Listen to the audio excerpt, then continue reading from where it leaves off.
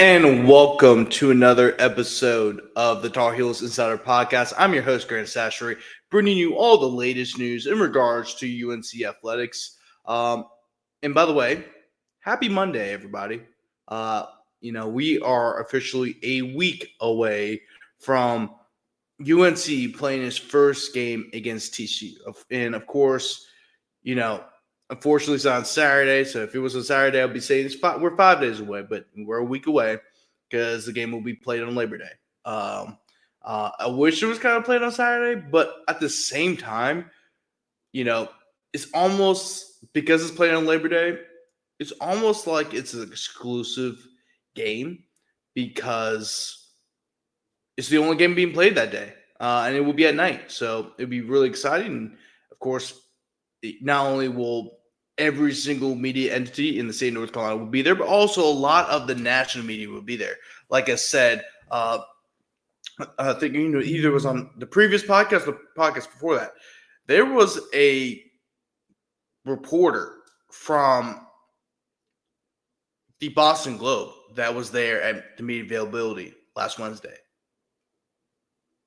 So if the guy from the Boston Globe is going to be there a week and a half before game day, I can only imagine there's going to be a few from the city of Boston or the state of Massachusetts or really the whole New England region will be there for, of course, UNC's first game. Of course, ESPN is going to be locked and loaded for that one. We already know that they're bringing their big game crew for that game. Chris Fowler and Kirk Herbstreit will be calling that game. And it's just it's a really exciting time for North Carolina, just because you got Belichick here, and really what makes it even more exciting is that I've said this on the last podcast, like there's almost like a unknown factor. So like you're really excited, but you're also like, man, like this seems also a mystery too, and that makes it even more intriguing because you really don't know who the starting pieces are, maybe except for like a few players. So it's a really exciting time in Chapel Hill. And by the way, like I said, Reese Davis and Kirk Herbstreit will be calling the game for 8 p.m. Not Chris Fowler. Reese Davis and Kirk Herbstreit will be calling the game for 8 p.m. on ESPN. And then, of course, for the pregame show, you have Teddy Bruschi, Desmond Howard, Pat McAfee, and Nick Saban. Of course, Teddy Bruschi.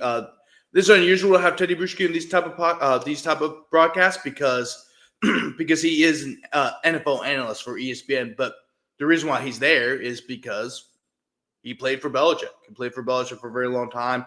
He was a key member of the Patriots when they had their dynasty in the early 2000s. Of course.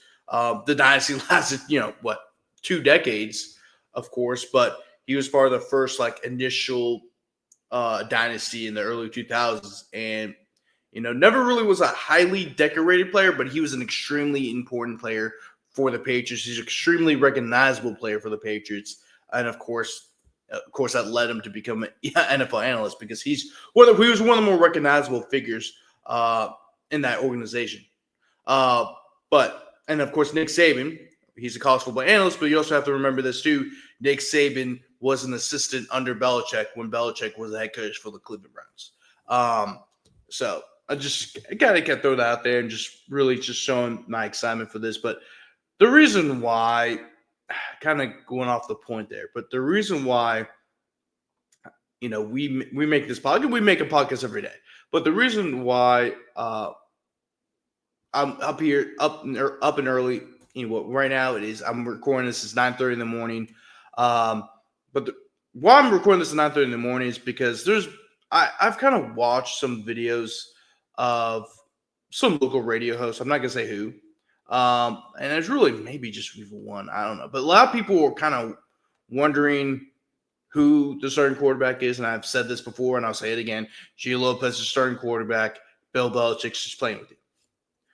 But there's this need where Bill has to, or Coach Belichick has to announce a starting quarterback because everyone else is. Michigan just announced that Bryce Underwood was the starting quarterback. I believe it was yesterday. Then, and you're seeing some other teams name their starting quarterbacks, which I get, right? Because you want to show, it's a news release and, and stuff like that. It gives publicity to the program and blah, blah, blah, blah, right? But there's some need where you need, like, Bill Belichick needs to announce the starting quarterback because everyone else is doing it, right? And it's not even just local media. I think there's also a lot of people in Chapel Hill, in the Triangle, or in North Carolina, or you're just a North Carolina fan in general, wherever you may live. Like, why isn't Bill Belichick named the starting quarterback? Well, to be honest with you, he doesn't necessarily have to. And for starters, even though it's kind of obvious that G. Lopez is the starting quarterback, you still want to give the impression of being the unknown, right? And I mentioned this example too. I think it was a couple weeks ago. I know it was on one of the podcasts. I'm not sure which one it was, but I mentioned you want to be the great unknown. And when I was growing up, I used to move around a lot because of my dad's job. My dad was a college football coach for a very long time. He's out of it now, but for a very long time, he was an assistant college football coach, and he coached at different D1 programs like the University of Arizona, Cal, Southern Miss, Tulane, you name it. And my mom would tell me whenever I would, go to a new school, which I went to a lot of different schools in my lifetime. Like, I went to 3 or 4 different elementary schools, 2 different middle schools, and 2 different high schools. So I went to a lot of schools and met a lot of different people. And one of the things my mom said was to be the quiet kid. You want to be the great unknown. You don't want to reveal too much about yourself right away, right? And of course, I probably did not listen. I didn't listen very well. I think a lot of people found out too much about me because I like to talk and why I'm in this profession as I am. But eventually I got better over time. I want to be, for anything, whether you start a new job or your new school, or you're meeting new people for the first time, or just anything. When you're like the new face in a building, you want to be the great unknown. And kind of going off of a personal example, another example of this and that. This is what I was referring to when I mentioned this before on a previous podcast, was when Michael Jordan was first in North Carolina. First of all, he was known as Mike Jordan, right? Like, he was everyone knew he was a really good player. He could start as a freshman. But Dean Smith didn't want to let people know how good he really was. Now, Dean Smith didn't know that Michael Jordan was going to be a global icon and have his own shoe company and be considered to be the greatest player to ever play in the NBA.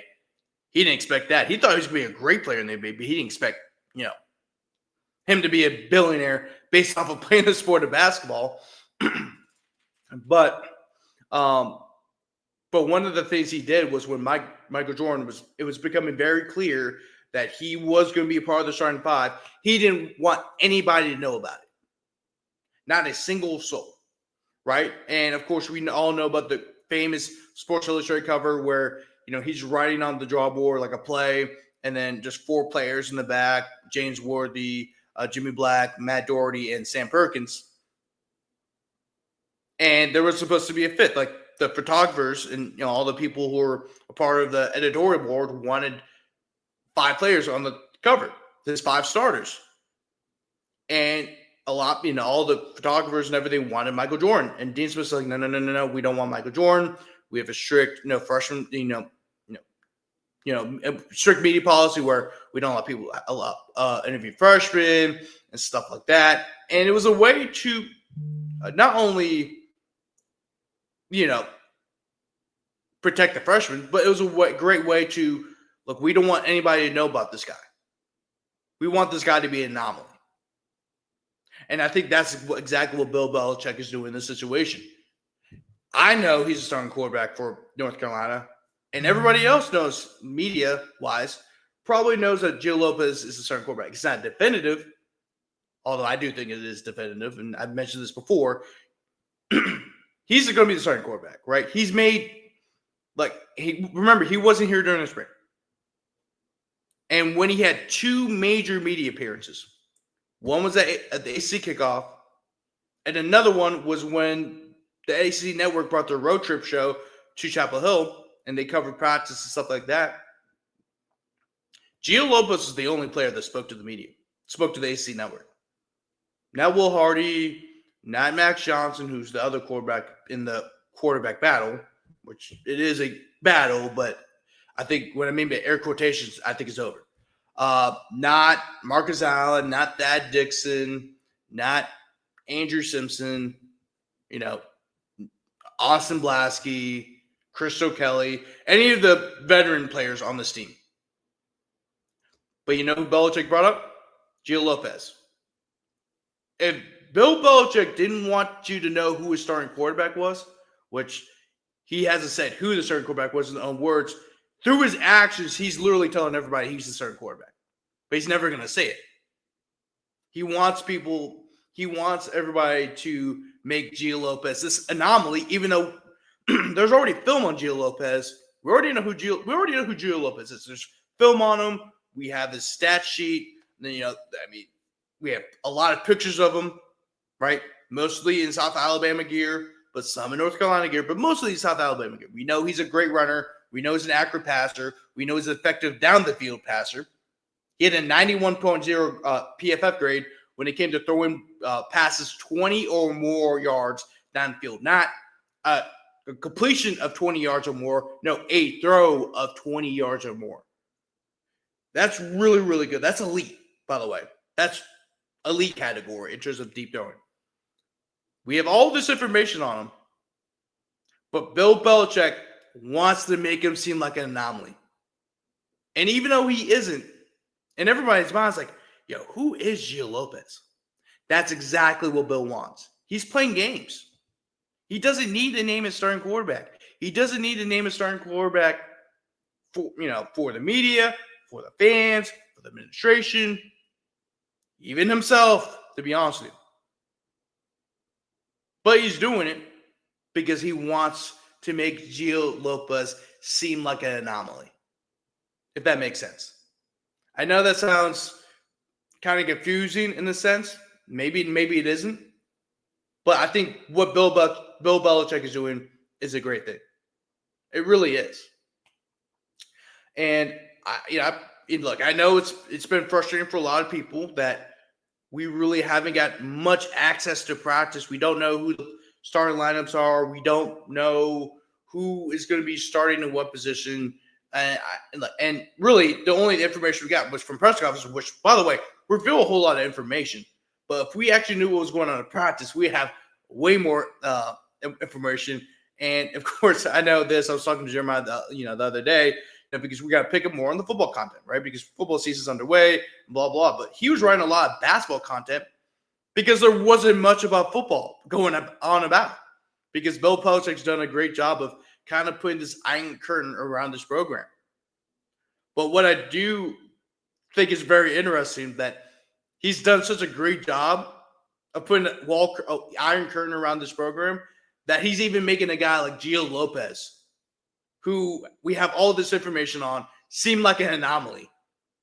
And I think that's really funny. I think it's very genius. But also, I think that comes from reading a lot of Sun Tzu. And if you just look up Bill Belichick and Sun Tzu, so S-U-N, like the sun, and then T-Z-U, right? Sun Tzu. Look that up, and he mentioned, that's part of his philosophy is, the art of war. It's one of the most famous books ever written. It's basically a war strategy book, but a lot of coaches and business people have often drawn inspiration from the art of war. And that's something that Bill Belichick's done. And deception. That's the whole thing, deception. And I think it's very, very interesting that, Bill Belichick's put a iron curtain around this program, even though we all know Gio Lopez is the starting quarterback. So I think that was Very, very interesting. But anyway, that's going to wrap it up for today's episode of the Tar Heels Insider Podcast.